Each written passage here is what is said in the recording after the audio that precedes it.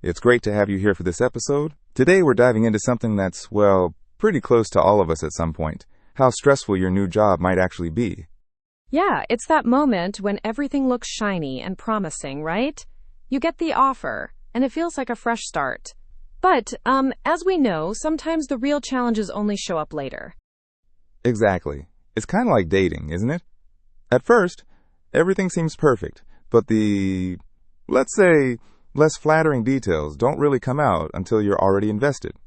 And that's the key here. Before you say yes, you want to dig deeper. Don't just take the surface at face value.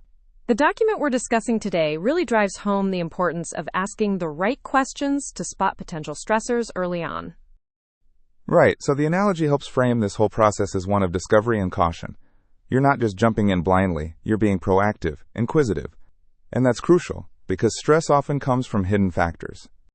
So let's get into those questions. The document lays out 9 essential ones, grouped into 4 categories.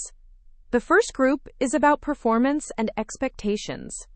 The first question is, what's the scorecard that defines success on the job? Like, what specific metrics or targets will you be measured against? That's a great place to start, because if you don't know what success looks like, you're basically flying blind. Imagine joining a sales team without knowing the sales targets or how your performance will be evaluated. That uncertainty alone can be a huge stressor. Yeah, and it's not just about knowing the targets, but also whether those expectations are realistic. Sometimes, companies set these, let's say, ambitious goals without the resources to back them up. Absolutely. Then the second question builds on that. What is the current performance on that scorecard? So where does the team or department stand right now, relative to those targets? That's important, because if the performance is poor, you might be stepping into a turnaround situation. That can be stressful, but also an opportunity if you're up for it. On the other hand, if performance is strong, the pressure might be on to maintain or improve those results. And the third question asks, what are the potential reasons for the current performance, good or bad? This helps you understand the context behind the numbers. Right, because numbers alone don't tell the whole story. Are there systemic issues, resource constraints, external factors? Knowing this can reveal hidden challenges or, conversely, support structures that might ease your path. So those first 3 questions really set the stage for understanding what you're walking into in terms of expectations and performance. Exactly. Then the next group focuses on collaboration and decision-making. Question 4 is, what other organizations do you need to collaborate with? And what's their track record? Collaboration can be a major source of stress. If you have to work with teams known for poor communication or conflicting priorities, that can really complicate your day-to-day. Yeah, and knowing this up front lets you anticipate potential friction points. It's like, you're not just joining a job, you're joining a network of relationships.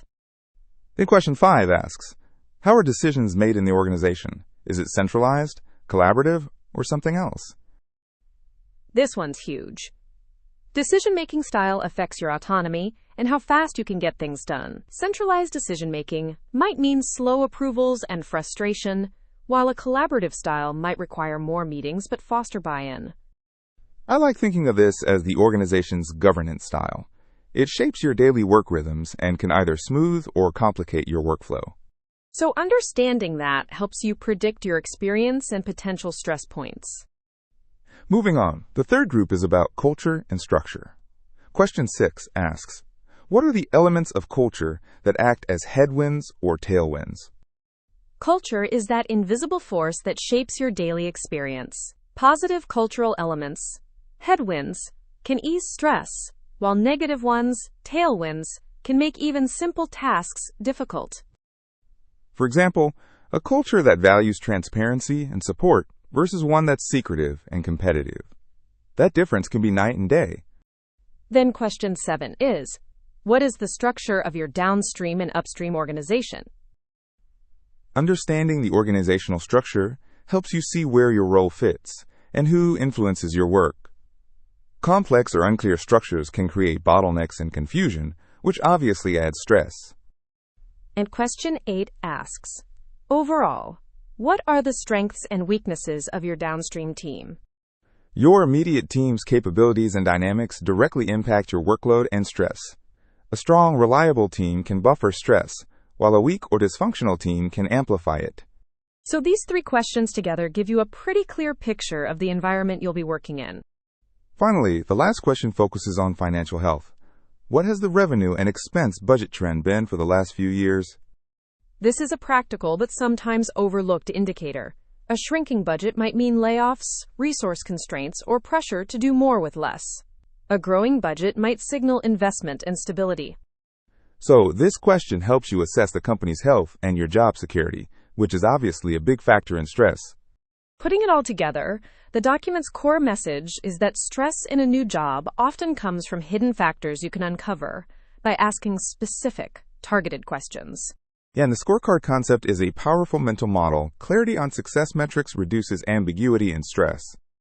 And understanding collaboration and decision-making styles helps you predict your day-to-day experience and potential friction points. Culture and organizational structure are often overlooked, but are major determinants of stress.